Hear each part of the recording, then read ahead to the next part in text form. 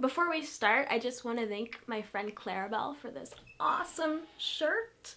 This shirt's awesome. She's awesome. I'm going to link to her YouTube up in the corner. Alright, let's get started. I felt this shirt was a perfect choice for this video because this is my first real video on helping others write more diversely. I have another video that's a whole 40-minute panel on writing diversely that I am on with a whole bunch of much cooler authors, but this is my first real personal video with tips on how to help people write an experience that they may not have personally lived. I just had an idea for a good video and I figured it could help more people than just me, so here are some tips on how to write poverty from a verified former homeless girl. What a perfect source, right?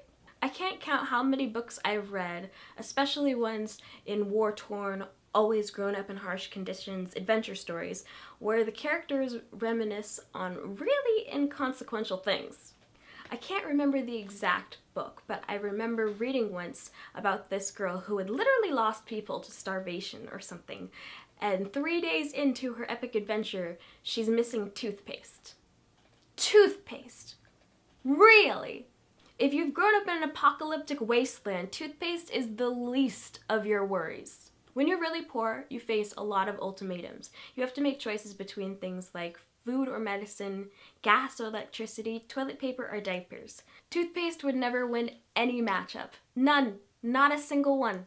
I'm not saying dental health isn't important, but if you're struggling to make your monthly payments, or you're living on the street, or you're in an apocalyptic wasteland, you might not even have access to dental care at all. And if you can't see a dentist, toothpaste, while nice, isn't gonna really solve the problems of your teeth falling out of your mouth.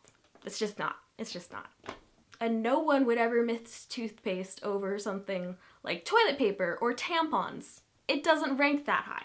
I understand why mistakes like these happen. Most people are very lucky not to have experienced that kind of desperation, but it is very frustrating when you're reading about a character, even in a magic or future land, whose story is meant to mirror your own, and you find things like this that take you out of the story.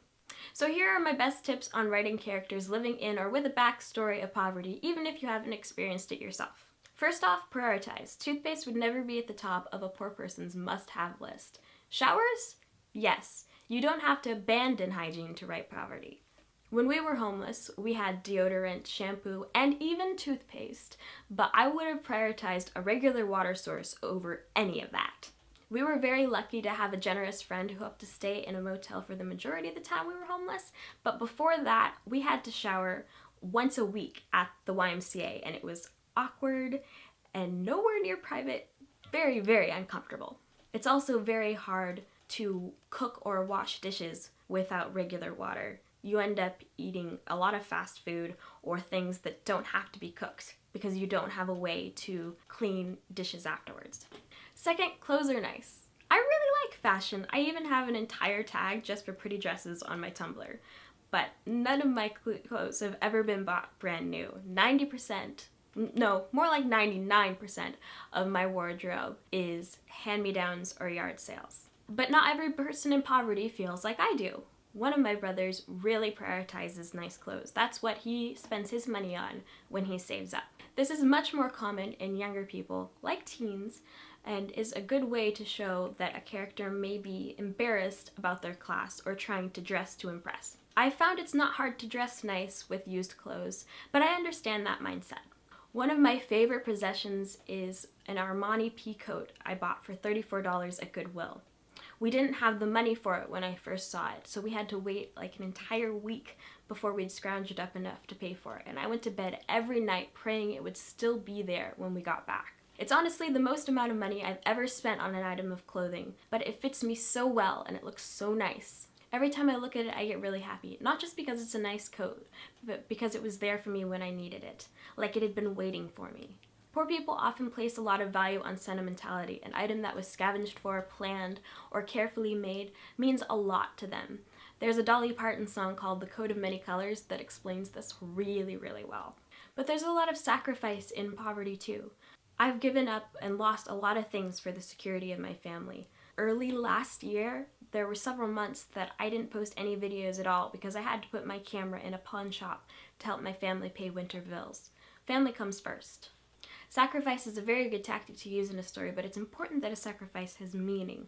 Pawning a camera until times are easier is a very nice gesture, but it's nowhere near as deep or meaningful as a student who puts his scholarship on the line to help his family stay afloat, or a parent who gives up their child so they can have a better life. There are multitudes of ways people can help one another, even at the risk of their own happiness. I am incredibly lucky to not have had to sacrifice on a scale like that, even if my current situation isn't entirely ideal. One of my favorite things about writing is how the same backstory can shape two different characters. I have struggled a lot, but I use relentless optimism to channel that into ambition. Okay, things suck right now, but that just means I need to work harder.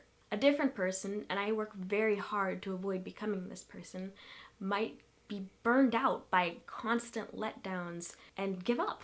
Each is a valid response to this type of upbringing, and both could lead to a very interesting story, but in real life, I aim for the former. I hope these tips help you write poverty more accurately if you have been blessed enough to never have experienced it.